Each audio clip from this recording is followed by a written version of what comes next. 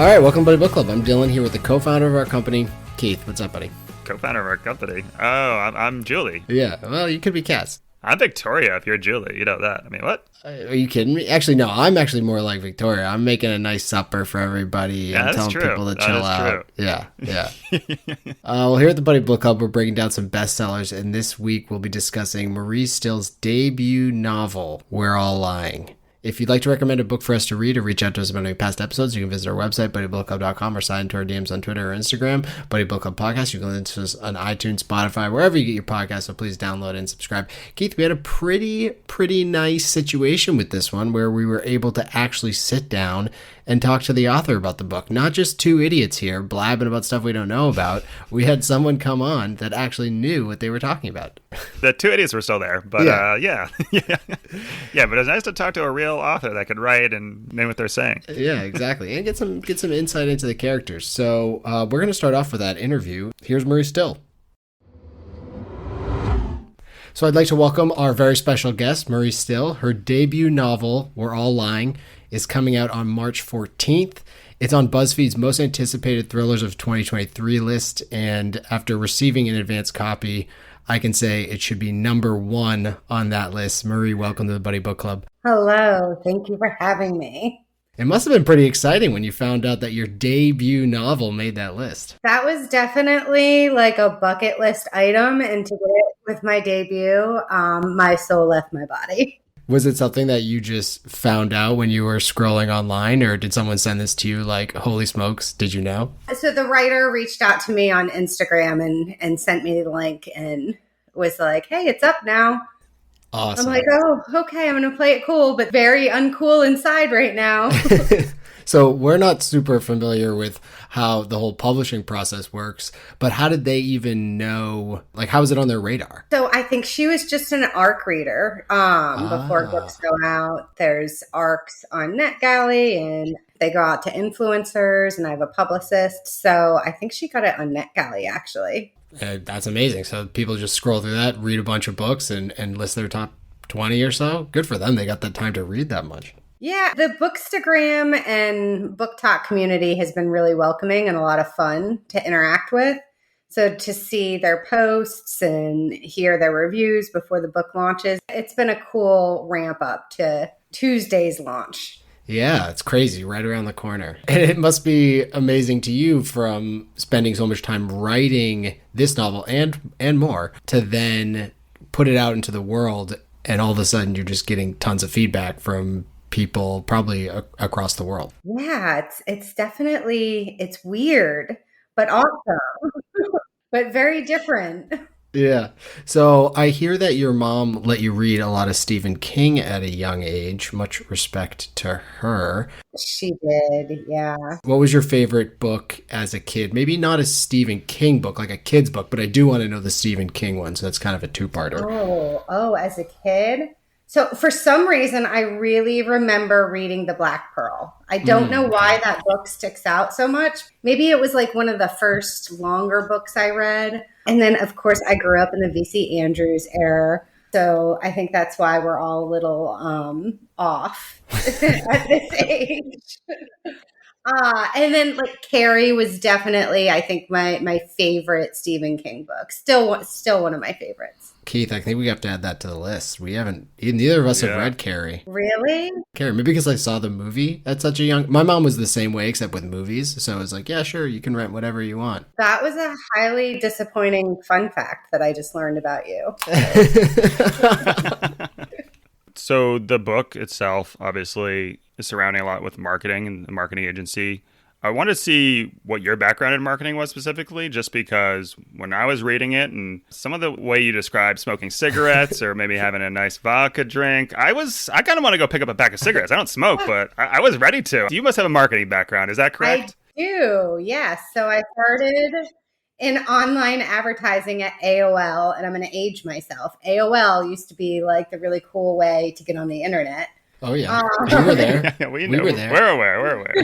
And then, I've been in marketing, PR, advertising ever since. Well, both Keith and I, we actually met, we're on opposite coasts now, but we met both working at a digital advertising agency.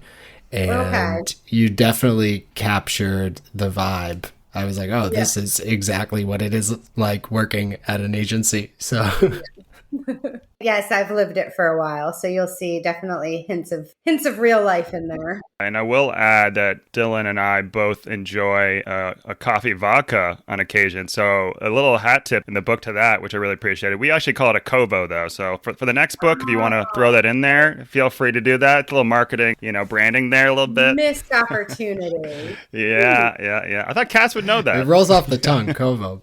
Oh my gosh. It's so funny that you mentioned that because one of the editor notes was like, ew, what? So I'm like, no, it's fine. You can put vodka in everything. Don't hate it till you try it. And even sometimes before we record, Keith will get himself a CoVo. A nice CoVo. I'm drinking a CoVo right now. There we go. Love that. There we go. But I told him, I was like, let me know when you reach page 60. He's like, why? I was like, just let me know.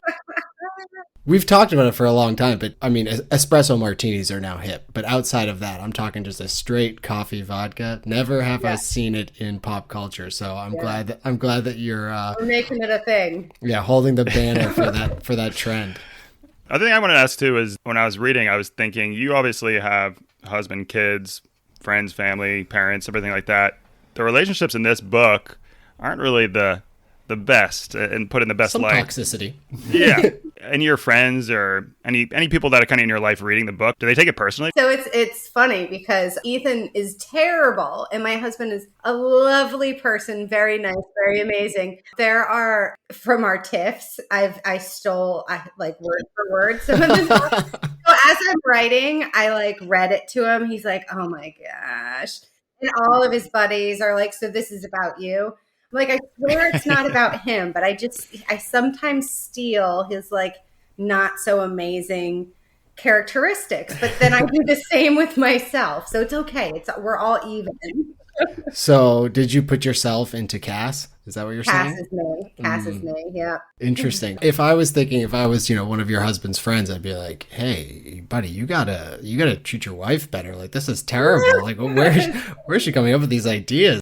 90% of it is no, more than that.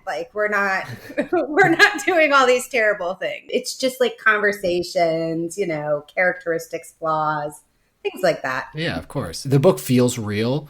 And I think because you're doing such a good job of pulling aspects from real life and then obviously creating a novel and story with it, real life tends to be sometimes a book in itself. So if you can just extrapolate on that, you can create something like this, which is amazing. Yeah, no, I appreciate that. And I think, so I really wanted to explore the what if, because it's so easy on the outside to be well, I would never do this and I would never do that. But then you have these emotions and love and jealousy and hatred and they get all mixed up and people do some crazy things, right? Yeah. Snapped and people are killing their husbands and their wives and all sorts of stuff. And the neighbor's always I would never expect it of them. Yeah, my wife loves the Dateline in 2020 and whatnot. So I've seen all those. Yeah, I'm familiar. This could fit right in there. Be like this and the Murdoch murders would be all she'd be talking about. Oh, we would get along great. We'd be best friends. I can already tell. Also, Ethan needs a couple of cell phones. He needs some hidden cell phones. I don't know what he's doing. One cell phone? Come on, man. Figure it out. Oh my gosh, he's the worst. So you're aware, we're not going to be releasing anything until after the book's out, and we'll have spoilers-free sections and whatnot, because we don't want to ruin it for any readers out there. So yeah, it's hard when you're talking about thrillers, because during interviews and all this stuff, I'm like, okay, how do I answer this without giving away something? Yeah, exactly. Because there's so much in this book in terms of, I feel like so many thrillers, at least the ones that we've read, there's kind of a big payoff at the end or something along those lines, where this has several payoffs throughout that all culminate in a big payoff. So you kind of have to avoid those landmines when you're doing interviews, I'm sure, because there's so many little ones throughout that you don't want to give away too soon. And that's what I love as a reader. If I have to wait till the whole end for the one big twist, I prefer those little hints, those little twists that are woven within the entire story. Where ooh, okay, that was different. Yeah, there's a reason there's appetizers and dessert on the menu. You don't just want a main course all the time. Exactly. Little tapas. So one of my favorite quotes was, hate and love are close. You can't truly hate something you don't care about. I wanted to ask more of a little bit outside the box question. Where does that personally apply to you in your life? Do you have any pet peeves or areas that find that? For me, just to give you an example, Best Buy has wronged me so many times. I used to love that store. So I have this huge hate for it. I tell everyone, I scream from the rooftops. But is there anything in your life that's like that you could pull from? So I think that was pulled from just relationships. If someone hurts you and you break up with someone that you didn't really like, you're kind of over, you didn't really love, it's like meh. But if you love them, that'll pull out hate, right? So you can't feel that strongly about anything unless there's this underlying care. I'm going to use that when my wife gets mad at me. I'm just going to be, the only reason why you can be this mad at me is because you love me so much. It's equal. The amount of anger you're feeling right now is equal to the amount of love that you have. That'll turn her around right away. Otherwise, she wouldn't care. It's when they stop getting angry and annoyed at you that you got to worry. Yeah, exactly. And you had the opportunity to listen to a sample of some audiobook narrators, correct? Yeah, so the audiobook is just released from Dreamscape out with early listeners. That's right, amazing. Now. Yeah, so that must have been a surreal experience as well to hear voice actors reading your words. Yes, and the cast is so lovely. So I was so excited to connect with them on social media and chat with them. I'm like, oh my gosh, I'm meeting Cass, but I'm Cass, but you're Cass. Yeah, they did a fantastic job, and they're lovely people and so good at what they do. So that was a lot of fun. Do you have a preference about how your work is consumed, whether people read the book or listen to the audiobook? No, because the weird thing about writing is once I finish writing, it's no longer mine, right? It's the reader's. And they're going to interpret the characters. They're going to interpret the story in whatever way they're going to interpret it. And that's theirs to do with it, whatever they're going to do with it. Right. So, yeah, it's not mine anymore. It's the reader's. So we often like to do a segment on the podcast usually for books that are yet to be released as movies. And fingers crossed, you've had so many crazy experiences so far, and the book's not even out yet, that one day someone will buy the rights and turn this thing into a movie. Are there any actors or actresses you kind of pictured either while you were writing it or afterwards that you would want to cast? If we're saying unlimited budget here, this is a Steven Spielberg production. I mean, of course, if it's going to get purchased, it would be. Yeah, exactly. Yeah, I had Charlize Theron in mind. Oh, we love that. Yeah. Mm-hmm.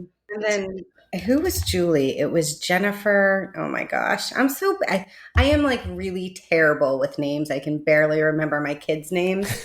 And Snowpiercer, Jennifer. Oh, yeah. Jennifer Connelly. Yeah, Jennifer Connelly. Yes.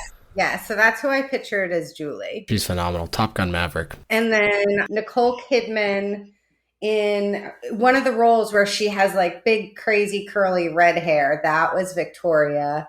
Yeah, those are the ones that I remember. But yeah, I had a little mood board for my characters, and those were some of the ones that were on there. Well, for one, I just want to say that your acknowledgement section was wonderful. I read a lot of acknowledgement sections in book, and yours actually felt very personal and appreciated from all around. So I'm sure the people mentioned in there must have loved that and got a kick out of it. And it was funny, which I liked too. Normally people skip through that stuff, and I was like, don't skip through it on this one. But I do love... Someone else read it other than my dad. That's awesome. I do love an obscure pet. I'm all in on them outside of snakes. I'm a no-go with snakes. Oh. But how does one decide to add a hedgehog to the family? The hedgehog's dead. Oh my God. So... Dylan. I get asked about it a lot, and I need to take it out of my bio, but it just feels so final. Yeah. Out of the bio. But that was my youngest daughter got obsessed with hedgehogs, and begged and begged and begged for it. There was actually, right before it died, I did not kill it, by the way, going into cast it, we know. Right before it died, they were at my in-laws for the summer, and the hedgehog got lost. So it was this big thing on social media. Everyone's following along. I'm searching the house. I'm searching everywhere. I'm like, oh my gosh, I've lost the hedgehog. I found it like the day before she came back, but then it died. But then it died a couple months later. Oh, well, at least you found it, and it wasn't like we lost Sonic. Getting a hedgehog is not easy. So this hedgehog got flown in. I had to go to the Tampa International Airport to pick it up. It was a whole thing. And I'm like, I can't just replace a hedgehog and pretend like it's the same hedgehog, because it's a whole production to get these. So is there going to be another hedgehog in the future? Are you saying that's it? We'll stick to the pets. They're really expensive and they don't last very long. So I think we're done with hedgehogs. I did have a snake in college called Mr. Kitty. He was awesome. Ball python. Oh my God. I don't know what weird pet's going to be next, but right now I have a Rottweiler and mutt. Keith, do you want to ask some book related questions? You have the spoiler warning stuff. Yeah, a little spoiler warning first here. In terms of just your favorite character or characters in the book, for me, I was kind of team Alice. And does that make me weird? I don't know if that makes me a little crazy or psychotic, but I actually liked her. I liked her character. I think she was resourceful, persistent, patient, loyal. The ending wasn't great look for her, but if we take all that out, she all had all those characteristics, you know? Am I crazy, or is that did you kind of write that in that way? She was. I loved writing her. She's a lot of fun. She's quirky and different and weird and definitely weird, a little unhinged. Unhinged for sure. You're just describing me, I think. Maybe that's why. I love a good unlikable character. Yeah, well, I think one of the great things about this book is that all of the characters are somewhat unlikable in their own way, but you find yourself rooting for them at different points.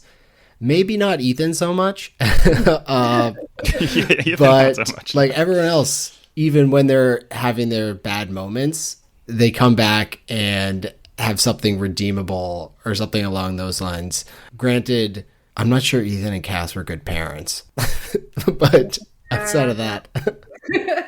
Yeah, they maybe were a little selfish and wrapped up in their drama. Yeah. Yeah, and for some readers love unlikable characters, and they like to dig deep and find those redeemable characteristics.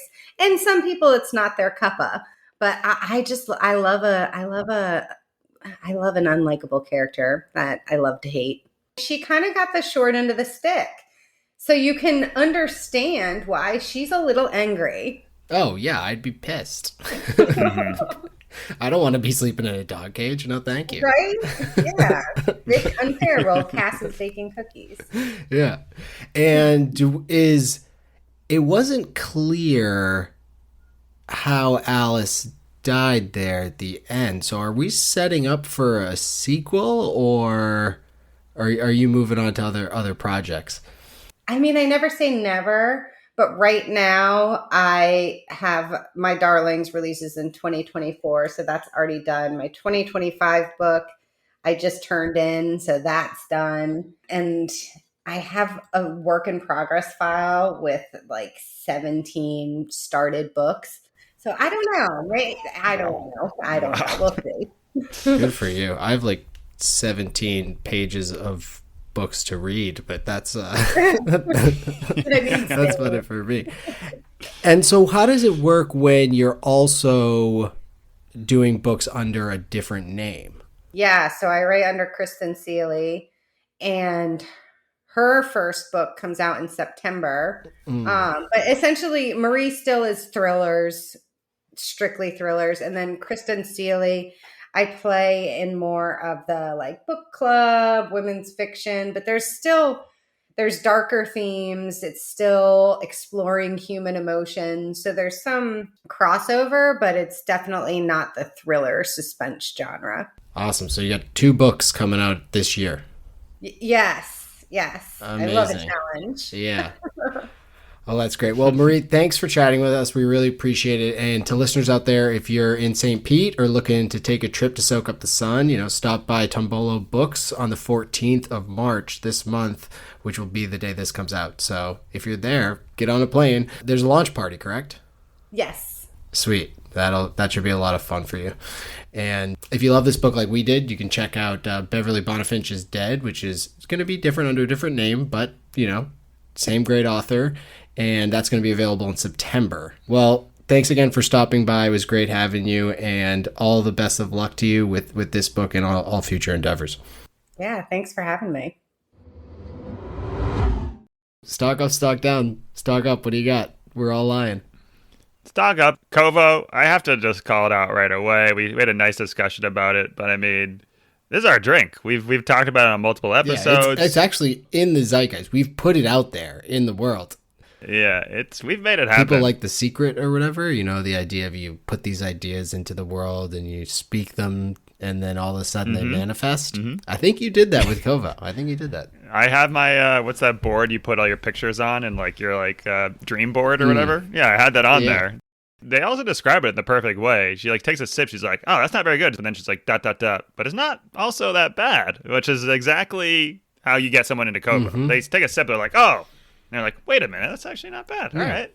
That was the perfect way to describe it. Just needed to rebrand the name, and we're in business now. Yeah, exactly. We talked to Maria about this, but she's dropping Tito's out there left and right. You can do a little CoVo TM. Maybe when the hardcover comes out, just ask the editor to change a couple things. You scratch our back, we'll scratch yours kind of thing. Yeah, we don't hate that. CoVo TM in a liquor store near you soon. And question for you, I've asked you this before, but is CoVo always served hot or is there an iced version? I wrote a blog on this on the Buddy Book Club on how to do that. I don't remember what I wrote because 90% of the blogs I write, I black out, I write them, and then I forgot I wrote them. So you'll have to check out the blog. Okay, I'll do that. I prefer it hot myself. Some like it hot, as I would say. But I've had it both ways. When I do drink it cold, I usually do like some sort of sweetener in it. That's the one caveat I would say. Whereas hot, I think you can just go straight up. You don't taste it. Yeah, hot, I feel like you wouldn't even necessarily taste the vodka. No. It's basically tastes like a bitter coffee. Yeah. It doesn't really taste like vodka, though. Okay. Yeah. Well, in line with that, my first stock up was day drinking. And Cass is doing a lot of day drinking in this book, rightfully so. She's under a lot of stress, and what better time to day drink than when you're stressed or not stressed. But according to Cass, day drinking is fun while you're doing it, but not so much once the day ends. And I'm going to disagree wholeheartedly with that one because I feel like that's half the point of day drinking. When you're normal night drinking, I'm talking for a party, not just Tuesday night, but you kind of drink until you're done and then you go home and fall asleep and then you feel terrible the next day. Whereas when you're day drinking, you do the same thing, but everything's a little earlier. So one, I feel like you have more of an opportunity to get a lot of water down before you go to bed, which is the number one cure for all hangovers, is to just drink a lot of water before you go to bed. And the number two hangover cure is to sleep longer. So if you're able to fall asleep earlier because you're day drinking, even if you wake up at the same time you normally do, you got more sleep. So day drinking, it's almost like you can't get a hangover unless you just go balls to the wall, as they say. Yeah, I mean, the key is you really got to keep drinking right up until about 8 o'clock. Then you just start pounding water, take a long, long piss at 9:30 and pass out. Not that I've done this multiple times, but then you sleep through any sort of hangover you had, and you get that extra sleep. Like you said, that's the key. Yeah, I agree. That's a good stock up, and so one I'd definitely buy. Good. Especially when it's a nice sunny day out. You just don't. It's a different drunk. You just feel much better, lighter. Everything feels brighter. It's amazing. I feel like when you're drinking at night, it's almost like you need to sprint to get a buzz on, and in order to be one with the crowd. Some of us might have a little social anxiety, and we use that to drink. I understand. Right, of course. So, but then you overshoot it because it's a delayed effect with the liquor hitting your system. So then you go too far. And where day drinking, you can start on your own time. You'd have to start with the crew because you're going to be day drinking anyway. So it's noon, crack a can, do whatever you need to do. And then you're able to kind of pace it out. Plus there's more food involved. Sometimes when you drink at night, you just kind of forget about food, but during the day, you're not going to forget about food. So, it's a better experience. It's just a better experience. So I tip my cap to you. What else you got for stock up? Blocking numbers, stock up. We've talked about this before. I'm a big fan of this. Well, I'm more like deleting numbers and sending a message to all my enemies out there. Okay. Anyone that's slighted me, I don't hold a grudge. Anyways, I wrote this stock up before we found out Cass, spoilers, was the one sending her own text messages. But and Cass kind of loves attention a little bit, and she wants the drama a little bit. I mean, obviously what happened to her was horrible, but at the same time, I get the first a couple of days I'm right there with Cass, but then it's like, hey, now you can take things into your own hands. Maybe just block the number. Maybe just block that email. I know it's coming from her, but you can just avoid a lot of that stuff that's going to affect you. It'd be like someone that gets a toothache. The first couple of days, you're like, yeah, that sucks. After a week, you're like, go to the dentist. That's, just shut the fuck up. Just go to the dentist. That's what she kept on doing, the same shit. And it's like, you can now fix this. You can't be complaining anymore. It's over. Yeah, doing the same shit and expecting different results is probably not a winning recipe there. It's definition of being in the buddy book club or insanity. What? Yeah. Additionally, I mean, I didn't even have this stock up, but what do they call it when you get people so they can't get close to you? It's like a court thing. They mentioned it in the book, and now a restraining order. Stock up restraining orders. Just get one right away, immediately upon anything happening, because obviously when this whole thing blows up and Emma shows up at the event, it's like, yeah, that's terrible. But at least now she's definitely going to jail because you have a restraining order against her and she violated it. But now the only thing she violated was your husband. So you're kind of stuck. So yeah, restraining orders, try to get one. Additionally, another stock up I had was going out to eat. So people love to go out to eat. Why not? They do it for all sorts of things. Birthdays, anniversaries, holidays.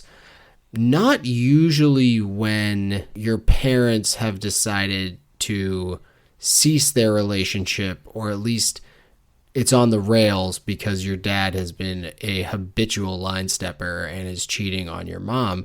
But Cass seems like she's going to take the kids out to eat and they're going to have a great night. And coming from a broken home myself, I just couldn't quite imagine the idea that I would have a great night when my wonderful life is all of a sudden shattering down around me as a 10-year-old kid.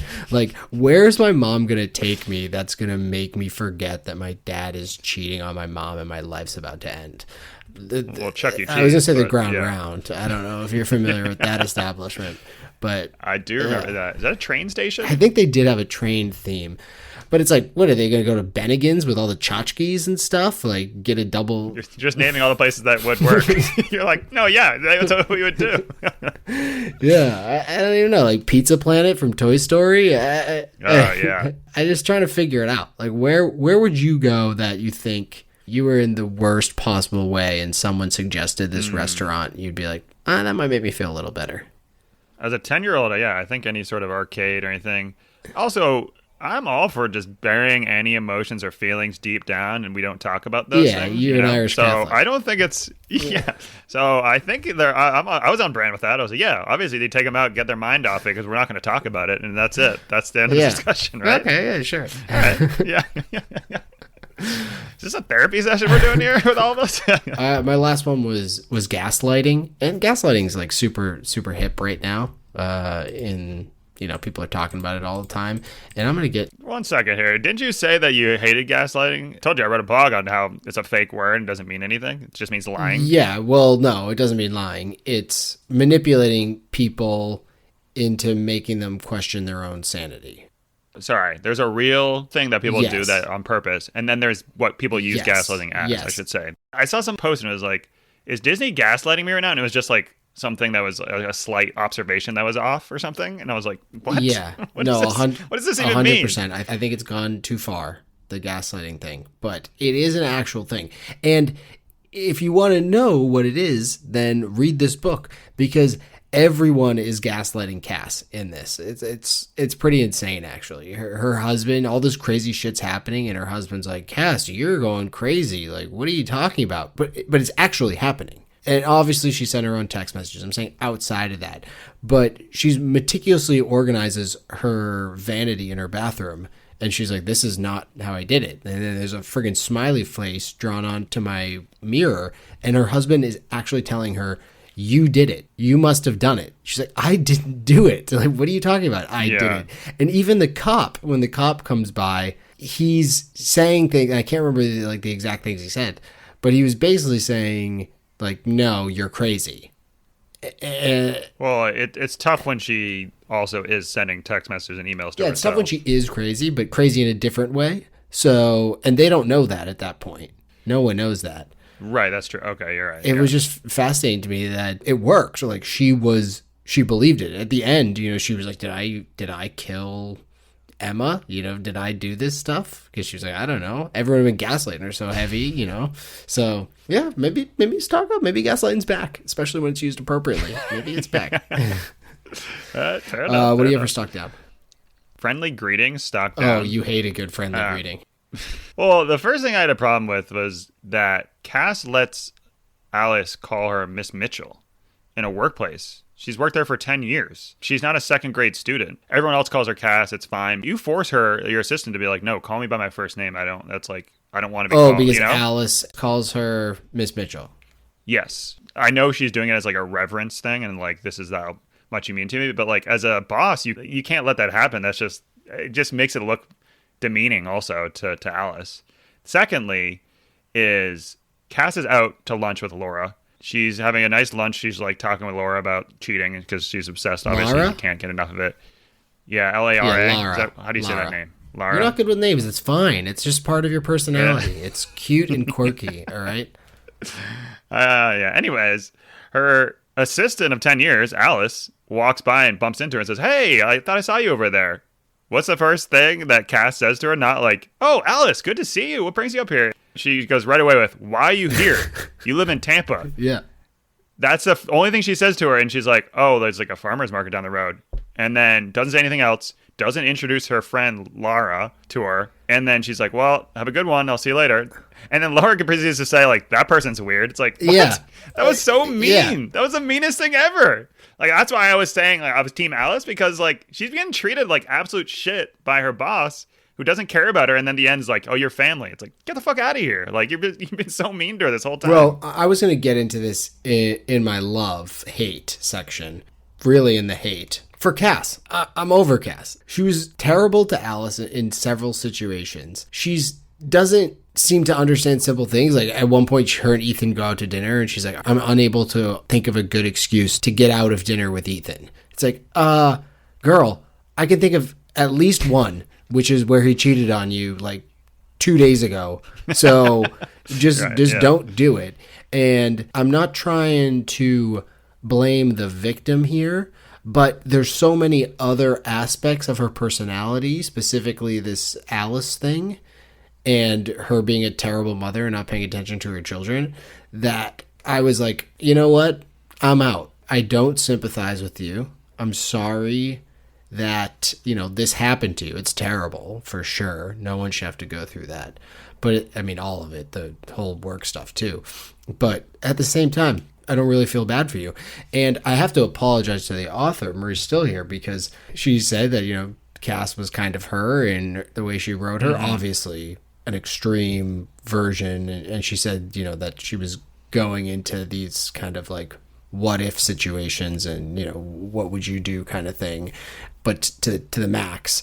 So I don't actually think that the author is Cass. But she also said that after she writes it, that it's in the reader's hands and they can interpret it as they want. So, hey, that's how I'm interpreting it. I'm out. I'm out on Cass. I'm out. I don't feel bad for her. No, I'm right there with you. My stock down is evidence. Pretty much just don't leave it. It's as simple as that. Why is Ethan taking pics, dick pics or whatever with his side piece? For one, just don't take pictures. It's as simple as that. It really should be a no-brainer, if you will. And also, if you're deciding you want to do that, I watch The Wire. They have burner phones. I'm sure they have burner phones with cameras on them. Just a burner phone. You know, you have a shoebox full of like disgusting things, like what are they called? Like totems of your other girlfriends, probably like, I don't know, bras with titty residue. That was weird. I thought he was like killing them. I was like, no one does that except serial killers, right? It's like a serial killer thing. Yeah. So, but if you have that box, then you might as well have a couple phones in there that you can use when you need to and keep all your pictures and yeasted panties in there, whatever you want.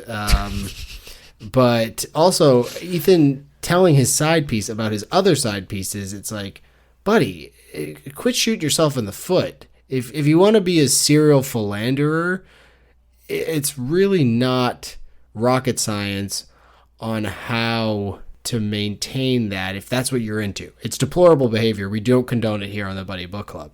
But simply don't talk to other people about it, because then you're going to get blackmailed, as she did. You know, you're going to get straight up blackmailed. And then also, why did Cass leave the evidence on her phone of the anonymous text app? Those things are supposed to be anonymous. So after you're done and you realize, oh, my cat's out of the bag, you just delete the app. It's simple. I've done it. You hold down the home screen, and then when they start to shake, there's a little minus sign. You click on it. I've done it before. Maybe she didn't have an Apple phone. Maybe that's the issue. Oh, well, if then I don't like her even more. She's a or a green blob person, whatever it is, blue blob person. No. I'm out even more. Well, to keep in the same theme of shitting all over Cass, stock down trees and the environment overall. Oh, what? I knew Cass was sending those emails to herself. Why? Yeah, because she's a psychopath. When she first gets cheated on, her reactions were normal, like I mentioned. She seemed just like a normal person that was extremely upset, as she should be. But then red flags started to pop up. She decides, when she gets all these texts and emails, to cut down 15 trees and then print out 642 pages of hate mail. 642 pages. I was like, wait, why did you need to print that out? I was just wondering why she didn't double-side it. Or that. Or we just put it in a PDF. She's good with technology. She knows how to do the secret app thing. I mean, all you gotta do is 20 pages. 642? Like, this seems a little overkill. Can you, collate that stuff or whatever they call it so it's all on one page? What size font is she using for these text messages? Yeah, right? And then they're like, the $3 million is missing. I'm like, yeah, do you know how much printer inkjets cost? They're super expensive. Like, she's been literally burning through that ink all day. I'm not surprised. And they make the inkjets too, that like, even if it's just all black, if you have colors in it, you have to replace all of them. You know what I mean? So it's a scam. It's a big scam. Stock up printer inkjets for this one, because she paid a lot of money for those. But trees and environment stocked out. Okay, I can dig it. Stocked down for me giving people your keypad code. I'm just assuming, because Alice took her liberties with lots of stuff, and she was quite the astute individual. I mean, she knew everyone's passcode at the office for their cell phones, which was pretty amazing. But I can only assume that at one point Cass gave her keypad entry and said, hey, come on in, no problem. People seem to do this rather freely. I mean, even my parents who have a rental property, they have a keypad entry, and it's been the same for 5 years. And there's been how many people in that rental property? They've never changed the code. Like at any time. Let's keep down the DL. Yeah, we don't want that out there. It's 87 silver 69, brown 69. One of the two numbers is 69, though. How did you freaking know that? Yeah. Nice. 420, 69. But yeah, it never ends well if you give someone your keypad entry. It didn't end well for the Elkin family, which is my childhood friend's family, whose pantry I raided all their fruit snacks, which we talked about in a previous episode, because I knew what their password was. So he'd be like, "Yeah, we're going to be home in a little bit. Just go on in." And I just end up going in and eating all of their fruit snacks. So as a child, not as an adult, but I would do it as an adult. I would. Yesterday, this happened. I would. So yeah, just keep that shit to yourself. It's simple. It's a 4-digit code. You wouldn't tell someone your phone keypad, probably. Yeah, how about also Emma leaving her phone behind? I thought she was Gen Z. Keep that phone in your hip pocket. Come on, what are you doing? Wait, when was that? She left her phone behind. That's the reason why Alice was able to find out that. Yeah. I mean, to be honest, I leave my phone all sorts of places. Sometimes even on but we're not Gen Z. The roof of my car when I drive to Costco. But oh, yikes. It was still there. Great case. I don't know what this case is, but this is a great case. Were you listening like the Bluetooth was in? You're listening to music. You're like, where's that? When do I change this? It's just on top. That's exactly what happened. I was like, why does it like keep going in and out? And then I was like, wait, where's my phone? I'll change it into something. And I was like, holy shit, it's not here. And I got out of the car. It's on the roof. Yeah, that's amazing. I know.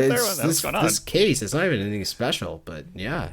Good for it. Yeah, it goes against physics, I'm pretty sure. Oh, yeah. So amazing. Yeah. So keyback codes. Don't give them away. Stock down. What else you got? That's it. Don't tell me that's it. Come on. Okay, I got lots more. Sit back. Enjoy yourself. Work flings, or specifically ones that go too far. Those are just never gonna be good for you. I've been working in corporate America. What about us? What about us, sir? Our work fling? Well, it was platonic. It's a platonic work fling. That's different. Meant more to me. Go on.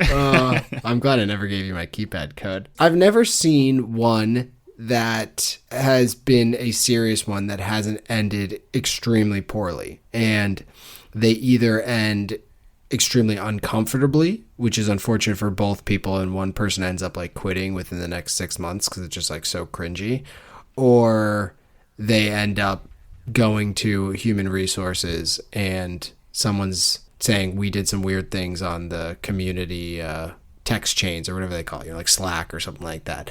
But Emma, for some reason, is surprised that she got fired because of her dalliance. It didn't make a lot of sense. She's like, I can't believe I got fired. I lost my job because of this, Ethan. It's like, what? You were banging the owner's husband in a small company. I mean, it doesn't matter how big or how small. If I was a paper boy at Fox Sports and I banged Rupert Murdoch's wife, I'm pretty sure I would get fired. It doesn't matter. So she was obviously unhinged for sure. But at the same time, for people out there, if you're thinking, hey, I'm going to get in this serious relationship at work, just slow down. You also don't really want to work and live with your significant other. Just to clear this up, you're currently working from home with you kept on saying wife, by the way. You get secretly married?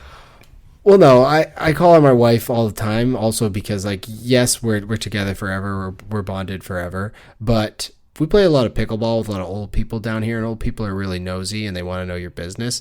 So it's just easy just to say my wife, and it covers all the bases. One, I love her with all my heart. We'll be together forever. I'm keeping this in. Two, I like this a lot. You gotta just keep it simple for people. But in this book, they do talk about the lies and how they compound themselves, just one after another. And it's always worked for me, the wife thing, because it's easy enough. People just say, yep, they accept it. But now that I'm starting to get to know these old people more at pickleball, they're starting to ask deeper questions. How long have you been married? Stuff along those lines. So now I had to start this lie, which is, I'm like, oh, we've been married just a year. The wife and I didn't get together and discuss this lie. So now she's telling people on the other side that we're not married, and they asked how long we've been married. And she was like, well, we're not actually married. She kind of explained it to them, but I didn't do that. So now our lies are getting crossed. And now we're basically in this We're All Lying book together. I can get you out of this, kid. Just say you don't believe in the government controlling your marriage status. And so you are spiritually married, but not by the government, which is okay with you. And that's why you say it that way. Then no one will ever question you. Honestly, that's not only what I say. That's actually what I believe. Why does the government have to decide? Fuck them. Yeah. My other stock down is Giving a Mouse a Cookie. Oh, I love that book. Yeah, exactly. Stock's really high, but the message is very clear. And unfortunately, Ethan didn't seem to get the message because he somehow thinks that putting 10K into Emma's account is going to silence her about all the stuff she knows. But she's unhinged. What do you think? She's not going to come back for 10,000 more for you to pay her rent at another place? You got to cut the cord and just live it. Cass already thinks she's crazy. So it's not like she has evidence of all these other women, from what I understand. Maybe she does. But if she's like, oh, he has all these other flings, he could be like, no, I don't, whatever. Or just admit it, and you're already in so much trouble, and Cass is already so mad at you, that you might as well just put everything out there, because she can only get so mad. Right. You know? Right. Rip the Band-Aid off. Exactly. Rip the Band-Aid off. There you go. So give a mouse a cookie, rip the Band-Aid off. Rip the Band-Aid off, stock up. Give a mouse a cookie, stock down. And lastly, stock down is being a good worker. So Alice somehow earns a, quote, meager salary. Hasn't she been at the company since inception, like 10 years?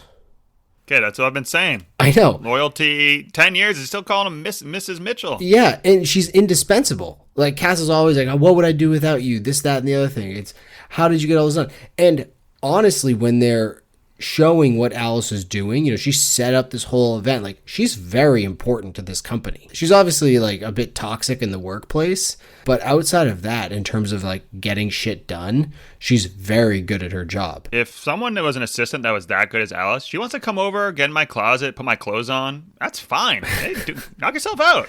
Yeah. You know, get that stuff done. I don't care. As long as you're getting your work done. Yeah, like, just let me know. Just say, like, hey, I'm going to swing by if you're not there. Just try your clothes on. Like, yeah, sure. I wear the same 8 t-shirts, so, like, it's really not anything special. Maybe just don't overperform, because once you do, everyone just expects that out of you, and those are, oh, that's Alice. You know, she just kicks butt. But they don't think, oh, let's make you a VP or let's make you a partner in this because you're so good. You're just my assistant. Like, no. Yeah, and don't you dare come up and talk to me in the same area when I'm eating lunch. Don't you even look at me. How dare you cross the bridge from Tampa to St. Pete and come and see me at lunch? Are you kidding me? Am I paying you for this? What do you got for favorite scene? Not really like a scene book. So I told you the whole time I thought, or I started to think that Cass was in on it and she was kind of doing a lot of the stuff, because Emma even hinted at it. She's like, I'm not sending you anything. And that's why I was like, okay. Yeah. No, I knew. Yeah, I knew as well. But when she actually showed up to the conference, I was like, oh, this chick's crazy. Like, Emma's a psychopath. And at that point, I'm like, oh, she's dead. Someone's going to kill her. I don't know who it is. I knew she was dead at that moment, because you can't do that. Also, as a client, would you really leave if that happened? I would. I think it'd be like funny gossip, but as long as the product's good, cool, I don't care. It's not really going to impact me. The only thing I'd be worried about is the money. Like, the money missing would be much more, that'd be way bigger to me than what Emma did. Yeah, and who your agency is. I mean, I forget what the brand was. I mean, I know it started with the B. Brexin or something? Yeah, but do we know what what product No, they I'm not sold? sure what they did. Yeah, so unless it's like Brexin is the new like eHarmony or something along those lines, or maybe that's even better. But if it's just a company, who cares what your agency is getting in trouble for? But if they're making headlines, it'd be like, at the Brexin event, you know, at the Brexin this, you know. Anything, yeah. Hey, what do they say? All pub is good pub, or no press is bad press, whatever. I don't even know, something like that. Yeah, and they were just like rebranding too, so it's not like that would impact the creative they came up. You know what I mean? Like, it has nothing to do with that. Like, it still will be good creative. Yeah, it was just an unfortunate situation, but I'm sure there are lots of people that would drop somebody from that. But you saying you liked the event scene? I mean, that's when it was like, oh shit! Yeah. Like, it all kind of started coming to crashing down there. Yeah. And honestly, I knew in my own mind that it wasn't Emma, but I thought it was Alice. So I thought Alice was dressed as her? No, I thought Alice was sending all those, not at the event. I thought Alice was sending all the texts. Okay. Gotcha. Yeah, and I thought Alice might have like slept with her husband or something like that. Just like wearing one of her wigs or something like that. I don't know. Something super creepy. Something super hot. But turned out that wasn't the case. And, you know, we got a little twisty twist in there. What was your favorite scene? I liked a lot of it. So I can't think about like necessarily a scene. I did like the end when she's locked in the house as to like, okay, what the fuck's going to happen here? Because Alice seems like totally unhinged. And I always like when... Then maybe also the beginning stuff when she's like talking to Ethan about the cheating, when it was like just came out. It was like that conversation is like so uncomfortable, I can only imagine. And it was fun. That dialogue back and forth I thought was fun to read. You know, I was like, oh, I'm glad this ain't me, because this sucks. This is terrible for both parties involved, but Ethan's a piece of shit, so... I mean, do we have to pick our character? Come on. It's Alice. It's Alice. She's got minimalist decor in her house. Every piece of furniture has a functional purpose. She's got few knickknacks. She's a hard worker. Loyal. Yeah. She's all the things you said on the interview with Marie. You know, unfortunately, Alice just had a tough situation growing up. I mean, she was locked in a fucking dog cage, and one of her siblings was burnt all over with cigarette burns, like turned into the zebra from Zebra Stripe Gum, except it's cigarette burns. Like, that's not a good way to grow up. Like, anyone's gonna get fucked up from that. I mean, there's that story of that girl who was put in the dog cage and barked at until she was 12, and she never learned how to speak. So I'm just proud of. She got picked on throughout her whole life, and then she gets an agency, like devotes her life to it, and then still gets picked on by everyone there. Yeah. And no one defends her. Like, even Cass isn't defending her. I mean, Julie sees until she, at the end, and she's like, "Oh yeah, you're so great now that you're doing literally all the work, and you're the only person that like I can trust." It's like, yeah, she's done this for 10 years though. Yeah, well, I feel like she says that to her all the time. She'd be like, "Oh my God, you're so great! Like, thank you. Can I get avocado on my salad today?" Yeah. We're all lying. Marie Still. What'd you love? This is one of the first physical books I've read in a while, which is obviously pretty pathetic, but I usually do audiobooks. I really liked actually getting back into reading a book. It brought me back to my lifeguard days when I was in high school and early college. Oh, those are the best reading days. I didn't lifeguard, but I had friends that did, and they read so many books. And there was a lot of these type books that were lying around that were very similar to this, that looked long, like they were like thick books, and then you open them up, they're quick reads, they're quick chapters, bigger font. Just made me feel like I was getting something done. I would look down at the pages. I would be reading much quicker than any other book I could possibly read. Probably back to good old days, you know? Yeah, whoever designed the book itself, I also loved it. We're talking nice thick pages, bigger print. You know, it's a larger book itself, but that's just to fit the larger print in there. So it's actually a page turner in the storyline, but it's literally a page turner in the fact that you're reading so much. You just feel like you're accomplishing things because you're turning pages. And the last 100 pages for me, granted, I read them pretty quickly because we had the interview. The last 100 pages went like super fast. And it was one of those things. I'm an old man now. I go to sleep at a very specific time, and I was in bed reading with the little book light, you know what I mean? And my mom got me a book light. I was reading for Christmas. I was reading with that thing. The wife's fast asleep, and I look at the clock. I was like, holy shit, what time is it? I just blacked out and read the rest of this book. Felt good to be a tangible book reader. The thing about this book too, and I was kind of alluding to the lifeguard stuff, is those books too that I read back in the day were very like deceitful and lies. This one's a little bit darker than those usually, but it still had that same kind of themes going on, which I appreciated. This one seemed more realistic. Like a lot of times, like those kind of books, like someone cheated on them and they're like, "Oh, that sucks," and then they're like, "Now I got to get back at them" or something. It's just like, oh, they literally got over it in a half a day. It's also more human in that there's no like black and white. Like someone's just bad and someone's just good. Except for Ethan, fuck him. He's definitely just bad. I'm saving it for my hates, but yeah, go on. Yeah. Outside of that, everyone else operates in this gray area where they're both bad and good, and that's, you know, that's real life. That's how life works. So so I appreciated that as well. So I'll get into my first hate. Ethan, no, I'm just kidding. You go. The thing is, we get inside the head of Cass and Ethan and Alice. Both Cass and Alice, we kind of start to understand a little bit with their childhood, with everything that goes on, why they are who they are. Whereas Ethan, he saved, obviously, Cass from being raped in college, which was, you're like, oh, this guy's a good guy. He must just made one big mistake. Well, then he immediately went in to get it, so... What's that? Oh, but to date. Yeah, it's fucked up. That's well, yeah. But you seem like seems like a good guy, and you're like, he must have just made a mistake, or maybe someone's blackmailing him. But then you just find out that he's just a shitbag. There's no motivations for why he's a terrible person. He's just like, no, I refuse to change, and I'm a shitty person. There's nothing in his past or anything that really makes him who he is, other than he's just a shitty person, right? Like, was there any reason why we should empathize with him in any way? No, I don't think so. At no point. And it's like, cool, you lost your job. Like, yeah, you're super stressed.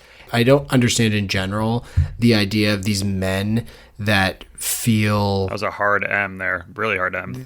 That feel small because their wives are more successful or like make more money than them. Buddy, that should be your dream. Like, what are you concerned about? Your wife's super successful. She's committed to her job. She's a good mom. Good for her. What do you feel like, oh, you need to keep up with her? Drive around in your Porsche. Like, get over yourself. My last hate was pee talkers. So Lara, when they go out to eat, Lara's a big pee talker. Yeah. I could see you being very uncomfortable with, usually for men, I'll do a hard M. For men, it's encouraged to talk at the urinal, which honestly, I don't mind too much. If, there's a game on or something. Is it encouraged? I think so, because you're kind of looking at each other, It's either that or I don't know what urinals you're at. What are you talking about? We're not like looking at each other, but your heads are in the same space. You're just making eye contact with the guy next to you. Like, hey, what's up, buddy? Yeah. This is encouraging, isn't it? Like, what? No, my go-to is anytime I walk into a restroom and I step up to a urinal and there's someone else there, I say, oh, so this is where all the dicks hang out. That's what I say. Stay in. Nicely done. Yeah. So for men, I feel like people are more accustomed to talking. But maybe, I don't know, maybe that's just me. No, I step up to the urinal, I stare at the wall and contemplate all the mistakes I've made in my life for that 30 seconds I need to piss. That's not what you do? 30 seconds is a long time. I wanted you to time your pees. I also have to exhale like 4 or 5 times, like... Yeah. A couple of those, and then you piss, and then you think about your life and everything you've done wrong. But I feel like there are a lot of poo talkers out there, and it's just not for me in general. Hard pass. Or if there are pee talkers, I don't mind, but let's not dally in the bathroom itself. Let's take this outside. This place smells terrible. Like someone's about to use that hand blower, which is just like sucking germs through it and spitting them out into your face. Like, I'm good. Let's go back to the bar and we'll have a conversation, or the restaurant, wherever we're at. But I don't need to be chatting about how your second quarter went at work in a bathroom. It's just, one, I'm not interested in general. And 2, I'm definitely not interested while you're also have your hands on your junk. I'm with Cass here. Pee talkers. I'm not a fan. So Keith, would you recommend We're All Lying, one of BuzzFeed's top thrillers of 2023, which comes out on March 14th, for those of you that are unawares? Yeah, pick it up. I would kind of describe it as like a dark beach read. Yeah. Again, we talked about how we just burned through it. If you're into these type of thrillers, or into kind of psychological thrillers, definitely a good one to have. And it's easy to pick up, put down, get right back into the story. So I'd recommend it. Yeah, agreed. It's a multiple perspective thing, which I always enjoy. I'm all for it. I would definitely recommend the book. I enjoyed it. It'd be hard not to enjoy it if you get an advanced copy of a book. I mean, it's like getting a screener of Titanic. Yeah, I love that movie. It's phenomenal. So I really did enjoy it. I mean, we've read on this podcast a few like Reese Witherspoon book club books. Authors have written multiple books that don't hold a fucking candle to this. So, I mean, we're not going to say the name that we will never say. The worst book that's ever been written. But, so if that's the vibe you're looking for, especially this summer for beach read stuff, yeah, for sure. Like, I gave it to the SGF after I finished. I said, hey, check this out. The wife, you mean? Oh, the wife, yeah. This will be the podcast where it's just the wife from now on. What do we got coming up next? Sandlot the movie, and third option, Vince Flynn. Keith, I know we had some ups and downs here with the audio and whatnot, but hey, I love you. I'll never murder you, okay? Right back at you. All right, well, that's it for We're All Lying. We'll catch you next time. Bye now.